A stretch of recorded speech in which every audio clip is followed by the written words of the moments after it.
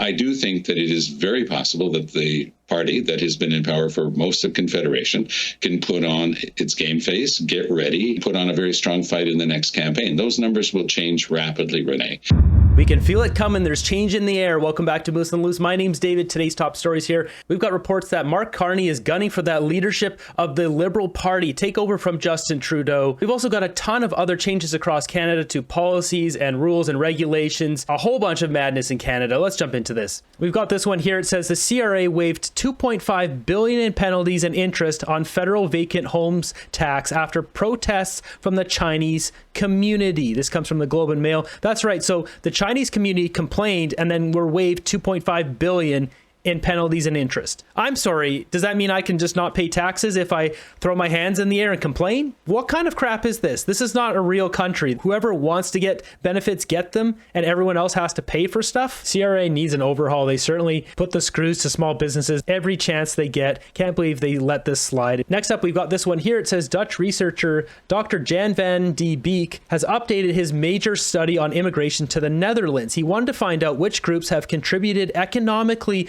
to the Dutch state and which have been a net cost by being reliant on welfare. And these are the results. So anything that's blue has added 210,000 euros. In dollars, that's just over $300,000 Canadian. So all the Western nations, basically, if you're from Australia, South Africa, any of these European countries, or Canada or Mexico, adding about $300,000. But if we look down here, it's minus $330,000 for the red, which is about minus $500,000. Anyone who came from here has been a net cost to the country. So maybe Canada should be looking at this research and having more strict immigration policies for anyone coming from these areas. That would only make common sense. And we've got a graph here that shows this too. So you can see Danish origin is this blue one here. You got Western nations is the teal one. This pink one here is non-Western immigrants, and this MENAPT immigrants, this darker pinky red one here, is Middle East, North Africa, Pakistan, and Turkey. As you can see here, anything that's below this line is taking value from society, not adding anything. And next up, we've got some of these friendly characters adding to Canada's GDP.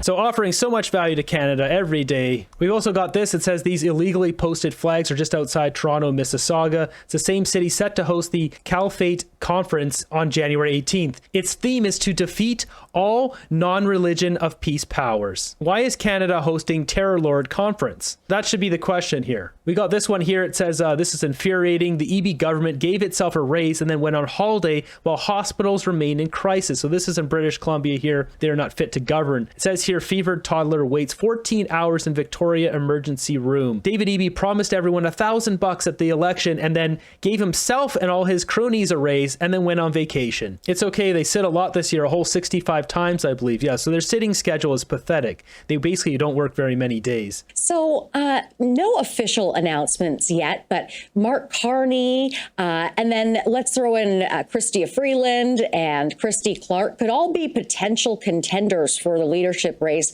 should Trudeau decide to step down. How do you see this all playing out? I think you've just named the three top picks in the trifecta, Renee. Chrystia Freeland, Mark Carney, and Christy Clark. Oof. This slim pickings over at the Liberals, isn't it? They got no one else to put on the ice. Former governor of the Bank of Canada, Mark Carney, it will be the prohibitive frontrunner in this race. One, because he's extraordinarily talented. Two, because he's got the skill set in the area where Trudeau was the weakest, which is the economy. And that's why, by the way, the Conservatives are attacking not Chrystia Freeland, of course not Christy Clark. They're attacking Mark Carney. Their Quebec spokesperson is out all day today attacking Mark Carney, saying that he's been there advising Trudeau, but actually the person who's been there beside Trudeau on the economy all this time, of course, was Chrystia Freeland. Carney agreed to come on board a couple of months ago, but he doesn't have to bear the burden of any of Trudeau's bad decisions on the economy. And Canadians care a great deal about the economy. You know, in that famous expression from American politics, it's the economy stupid. I mean, you've got to understand that the average Canadian is being told that they have to tighten their belt. They've watched the Trudeau government and the bureaucracy under Trudeau grow exponentially. Don't forget about canceling that Disney Plus subscription, right? Nothing to show for it. They're giving billions of dollars in contracts to private companies to do the same work. So the average Canadian is saying, look, the Liberal brand is still there.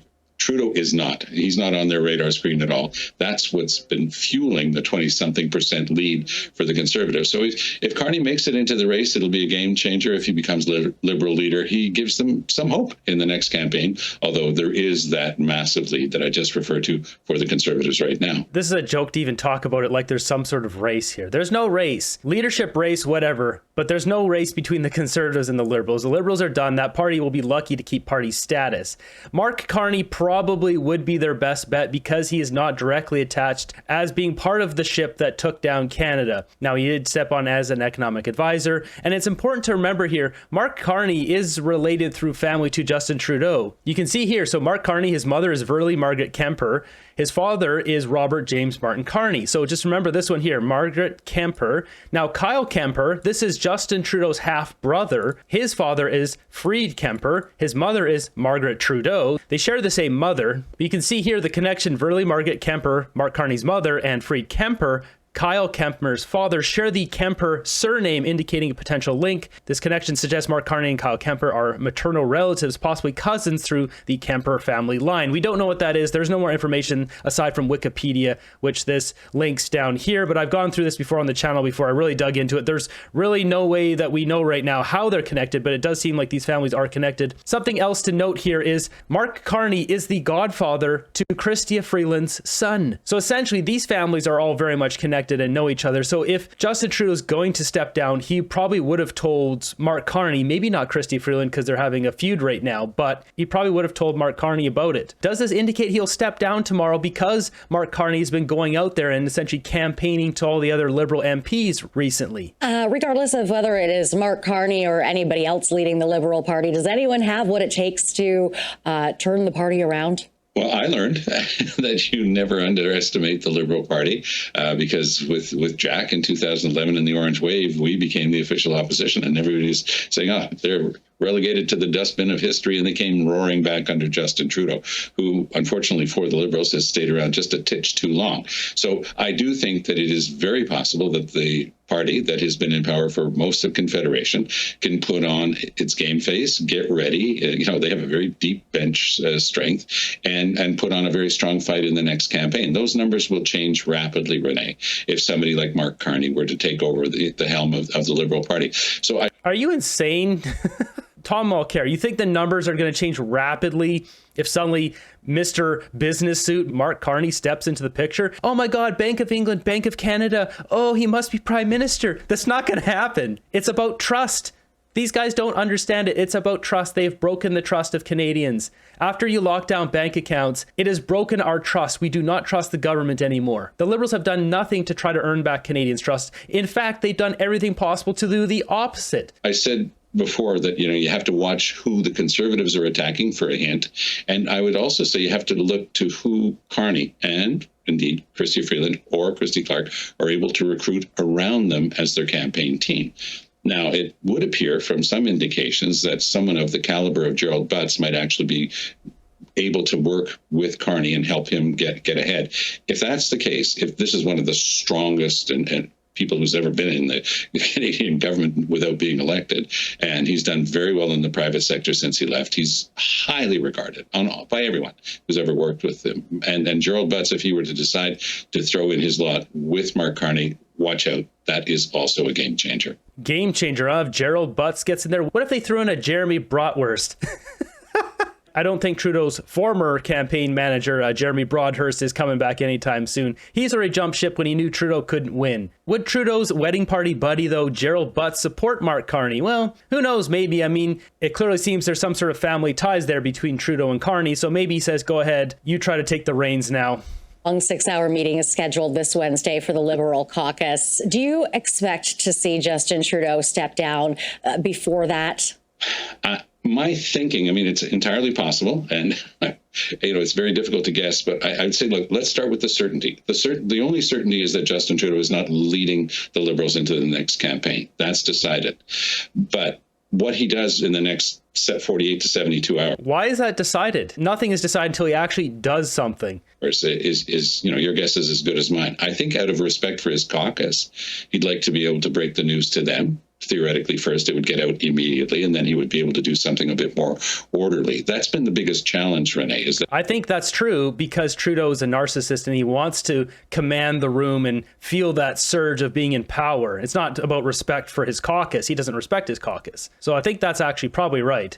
nothing has been done in an orderly fashion. Trudeau's known that the writing's been on the wall for about a year, but instead of giving a chance to his successor, he's doing the same thing his dad did to John Turner, leaving them as little time as possible. The same thing that Jean Chrétien did to Paul Martin, leaving them as little time as possible. Mulroney did the same thing, by the way, to Kim Campbell. They hold on as long as they can instead of giving their successor a chance. So I think that Trudeau is going to try, at least, he's failed the last year, but he's going to at least try to show some success in his leaving of politics.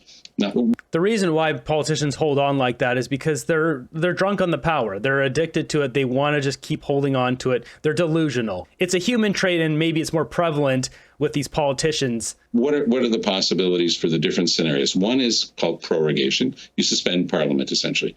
Harper did it a couple of times, once for over 2 months. So the Conservatives are going to scream and whine and moan, but they don't have much of a case because they did it themselves. Yeah, but Harper prorogued in 2008 because the other parties were trying to create a coalition and overthrow democracy. It wasn't an elected government. They're trying to break our system. And it was Michael Ignatieff who ended up supporting Stephen Harper on his throne speech, getting the Conservatives back in power, distancing himself from that corrupt coalition. So it's not the same situation here. Trudeau's got dozens of scandals, which all of us are hoping to see criminal prosecution after this is all said and done. That would give the party time to have a shortened bid. They could organize a leadership race. That would have to be shortened down. And they would allow themselves some time to choose a new leader. So there's been talk of a potential interim leader. I think that's a spectacularly bad idea. That would, in fact, mean 3 prime ministers in a few months when we're dealing with the most incredibly serious political situation we've dealt with in decades, which is the arrival of Donald Trump and the threat of these massive tariffs. So the Liberals have to do things not only for themselves, but they have to do things putting the country first. I think that, by the way, that's what Trudeau has failed to do, to put the country above his own interests. So he can still try to get it right now, but he's going to have to do it very rapidly. Very rapidly. Come on. There's not a chance. There's not a snowball's chance in hell of Trudeau coming back. Let's get real. Even his own supporters have deserted him and gone to Jagmeet or Pierre Poilievre or the Bloc. Trudeau's beyond delusional, and maybe he's starting to realize it. Who knows? We'll find out tomorrow. Taking a look at the comments here. Tom is wrong. He underestimates the depth of loathing of the Liberal brand. Yeah, you bet. There's no rapid comeback because some banker gets into the Liberal seat. Nobody in Canada wants carbon tax, Carney. The brand is done. Tom, you forgot the part where Trudeau was not only the one behind the madness, it was the entire Liberal Party. Tom thinks Trudeau has respect of his caucus. Nobody within my family, friends, or coworkers would vote Mark Carney. Period. Nobody. Tom is more delusional than Trudeau. Oof. Tom is getting roasted in these comments. Tom's professional career is officially over. This take absolutely demonstrates it. I mean, he's had a few takes on here recently that have been especially bad. They're just been way off point, way off base. It just shows he is disconnected from Canadians. He doesn't really know what's going on here. What a load of crap. Yeah, Canadians not really liking this report here. Ask Angus Reid. They disagree with Tom. Mentioning Christy Clark, get out of here. Yeah, so Christy Clark, she's arguably almost as corrupt as Justin Trudeau has as many scandals. I bet you if you went to the backbenches of the Liberals, someone who's never spoken up, they would do better than all of these other people. Guaranteed. I mentioned this on the channel before. Here's a list of 41 of the sketchiest things that happened during Christy Clark's time as Premier of BC. And we're not going to go through all these, but there's just endless ones. Alleging her rivals hacked her party's website with no evidence. Selling public land to BC donors for a cheap price. This was millions of dollars for almost nothing. $500K in private flights. Billing the taxpayers $3,000 for dinner. Spending $1 million on government photos. Spending a staffer to spy on NDP meeting with youth. $1 million to upgrade the church she goes to. Not telling the truth about BC's job creation numbers. This is just the ones listed on this website. We got this one posted by True North here. It says, Ottawa bans vehicles idling longer than 1 minute per hour, 365 days a year. That's right. So even if Ottawa surpasses the coldest temperature ever recorded, -39, residents will be prohibited from idling unoccupied vehicles for more than 1 minute. These are woke policies that are absolutely stupid and need to go. I bet they'll hire a whole lot of useless people to enforce that. Not a surprise for the capital of government employees. We got this one here. So we got Hamas supporters going and putting their little stickers all over produce from Israel, trying to deter people from buying it.